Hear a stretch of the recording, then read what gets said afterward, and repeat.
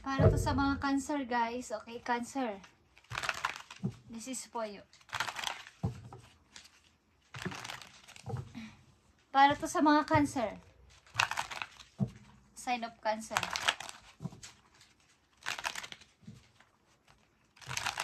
Tingnan natin ang inyong message today, guys, sa mga Cancer. Unahin natin ang inyong finances and career sa mga Cancer. Andito ang windfall. Okay, Cancer, kayo ay mananagana sa pera. Your finances are currently in the positive cycle. Okay. Maring kayo ay maayos ang pananalapi sa kasalukuyan, Cancer. You're about to receive a financial windfall or pay raise. Okay. Maring tataas ang inyong sahod, guys, o magkakaroon kayo ng medyo malaking pera.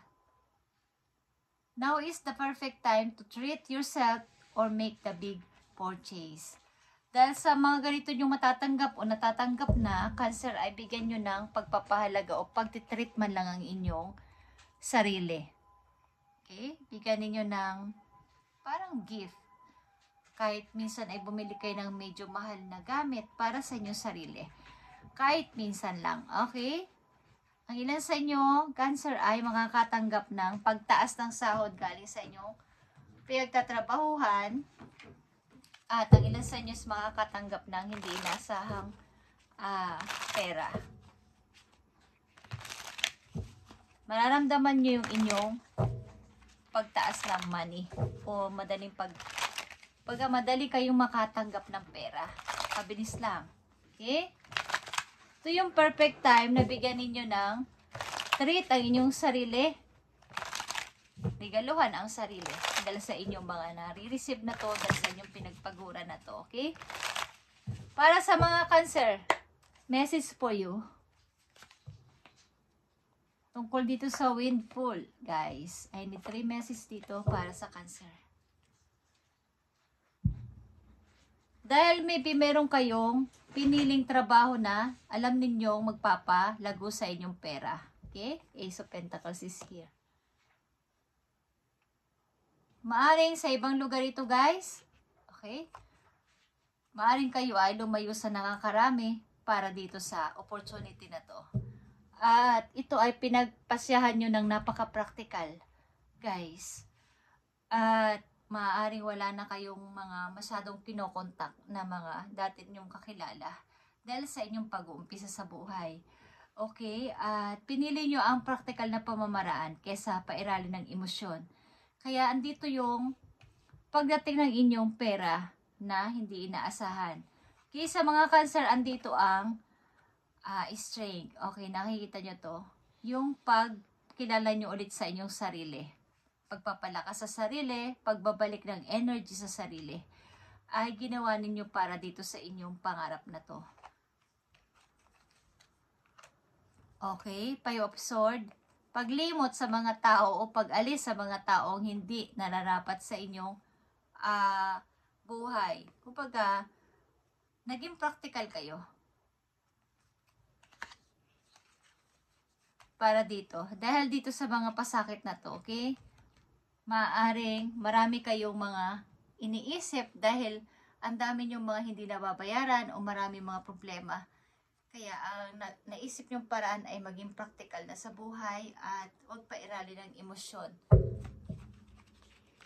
Maaaring sa pinili nyong trabaho, guys, ay napabuti kayo o mapapabuti kayo dito.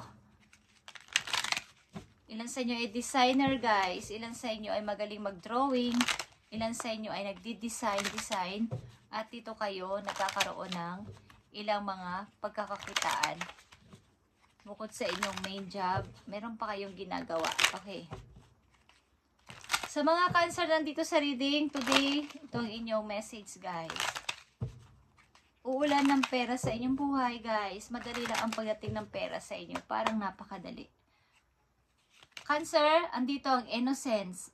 At you are encouraged to reconnect with your inner child in order to become more spontaneous and playful and consider what life has to offer with a greater sense of wonder. Take some time this week to get in touch with the innocence and vulnerability in you. Okay?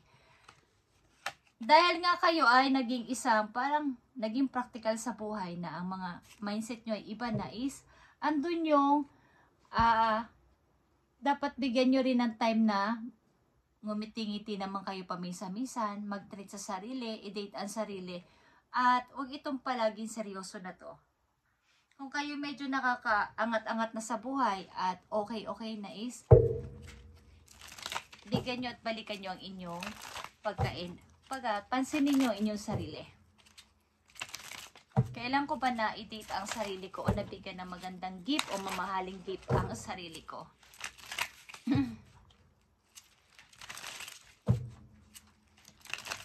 Maaaring sa kabila ng inyong pagiging inosente ang inyong mukha is andun yung tapang sa likod ng inyong puso. Okay? Andun yung kahit na kayo nagtatapang-tapangan, andun pa din yung inyong pagka-innocence na person. Message for Cancer. 6 of Cups, guys. So, about sa inyong inner child talaga. Na minsan-minsan magbalik kayo sa inyong sarili. Parang i-welcome ulit ang sarili niyo. Yung paminsan-minsan hindi nagmamadaling kumain, manood ng TV ng matagal sa pag-upo, hindi yung habang nanonood may iisipin ka agad na gagawin. Okay, yung pagbabalik sa inyong sarili.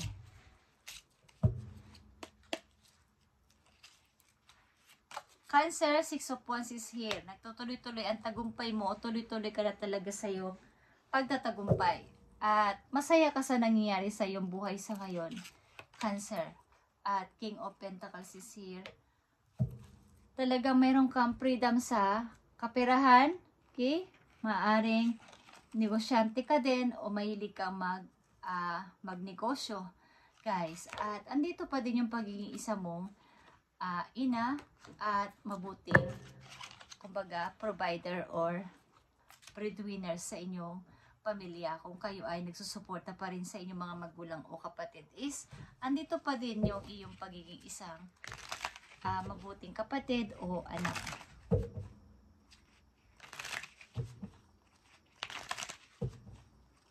Paparating na message sa mga Cancer. Tignan natin.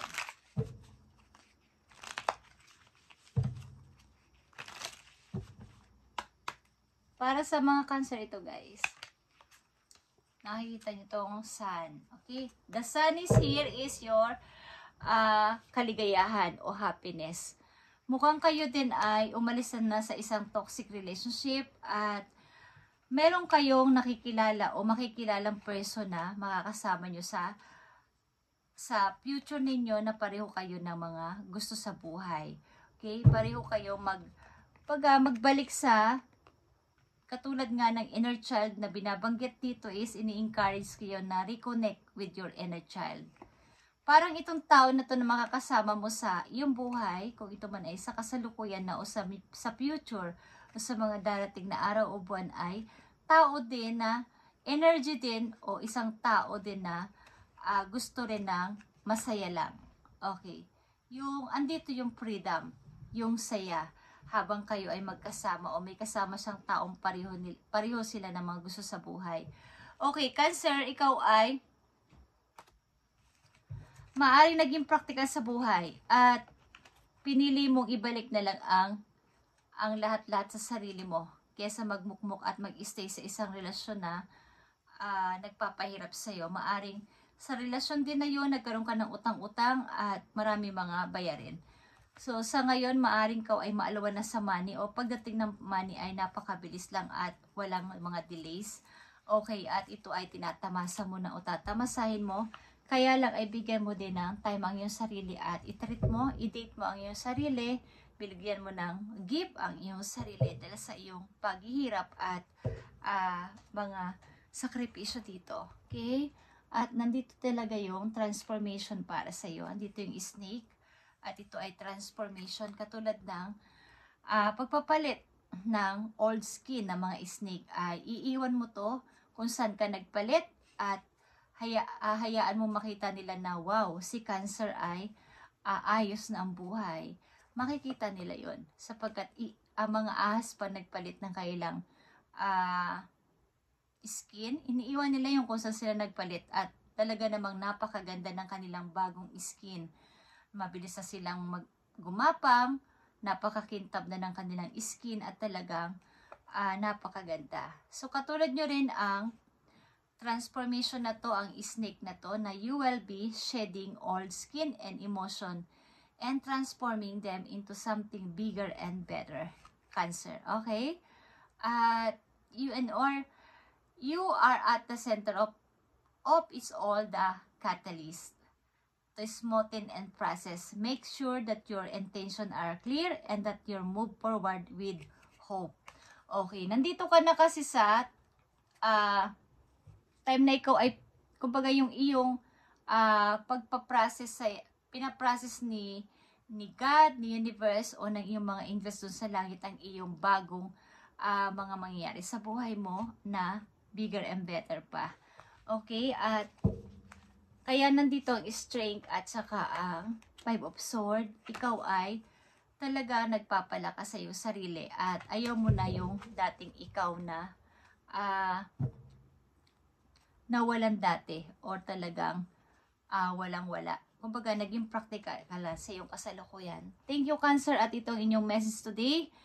At pagpalain kayo ni God sa inyong mga ginagawa at mga pagpapasibo na ito sa buhay. Maaring may makikilala kayong tao na yung parang nararamdaman din yan na nung nakilala kayo ay naging masaya siya, nagkaroon siya ng freedom at natuto siyang tumawa ng totoo.